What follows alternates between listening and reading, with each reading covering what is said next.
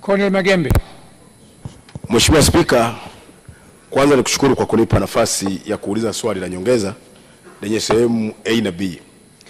Kwanza ninapenda kujua barabara ya kutoka Nyamirembe, Ichwankima, Kasenga mpaka Biaramulo yenye zaidi ya kilomita 50 itaanza kujengwa lini, kwa sababu imekuwa ikiwekwa kwenye mpango wa ujenzi lakini utekelezaji wake umekuwa haufanyiki. Lakini la pili, swali moja tu. Nashukuru Mheshimiwa Spika. Mheshimiwa Waziri.